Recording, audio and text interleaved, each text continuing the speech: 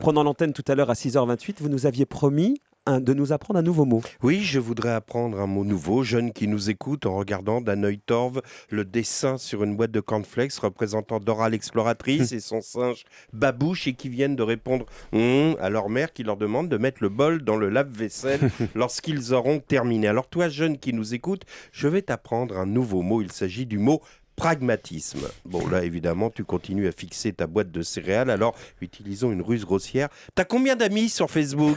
Bon, ça y est, maintenant que je t'ai harponné, écoute-moi bien. Pour t'expliquer le sens du mot pragmatisme, je vais te parler des événements qui se déroulent en Tunisie.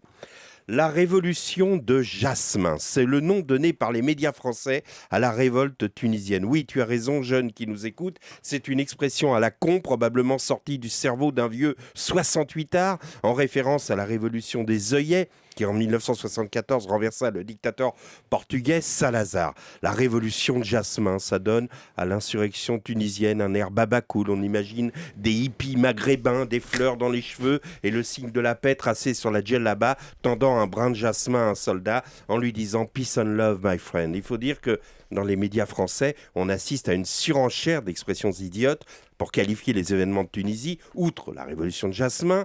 Dans le Figaro, aujourd'hui, on nous parle de la révolte du Burnou. Oui, la révolte du Burnou, pourquoi pas l'insurrection du kebab salade tomate oignon, ou bien les émeutes du thé à la menthe, le soulèvement de la djellaba ou la colère des chéchias. Non, la révolution tunisienne, c'est rien de tout ça. C'est juste un peuple qui a faim, qui n'en pouvait plus de décennies de dictature, car avant Ben Ali, il y eut Bourguiba. Alors me diras-tu, jeune qui m'écoute, on savait tout ça, mais on ne disait rien. Eh oui, on savait, on ne disait rien, par pragmatisme. Le voilà, le mot que je veux t'apprendre, le pragmatisme, c'est une doctrine qui prévaut dorénavant dans le domaine des affaires étrangères. D'ailleurs, les affaires étrangères, la dénomination est parfaitement justifiée. On fait nos petites affaires avec l'étranger, tu vois, c'est ça le pragmatisme.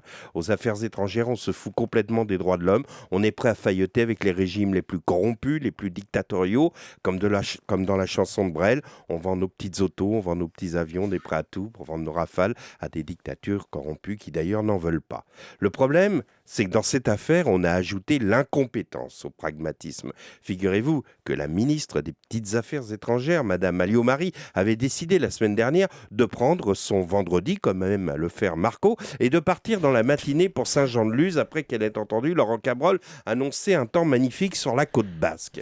Dans le JDD, on apprend qu'elle a demandé, avant de partir, à ses services, je cite, « si des urgences étaient attendues dans la journée ». Et on lui a répondu par la négative. Plutôt que de demander à ses services, elle aurait dû regarder les déroulants des chaînes télé qui parlaient de la situation en Côte d'Ivoire, au Niger et bien sûr en Tunisie.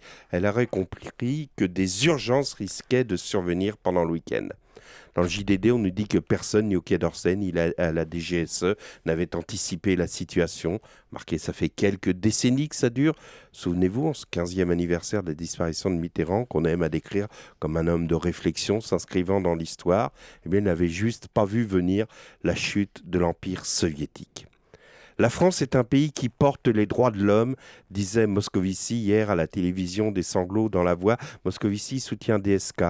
Alors toi le jeune qui nous écoute, tu es rassuré. Tu te dis, si DSK arrive au pouvoir, il dénoncera les atteintes aux droits de l'homme. Par exemple, au Maroc, dans le régime de Mohamed VI. Eh bien non, parce que DSK a ses habitudes là-bas, qu'il les va en week-end. Voilà, maintenant, tu as compris ce qu'est le pragmatisme. Bon petit déjeuner donc devant les cornflakes. À tout à l'heure, Guy Carlier.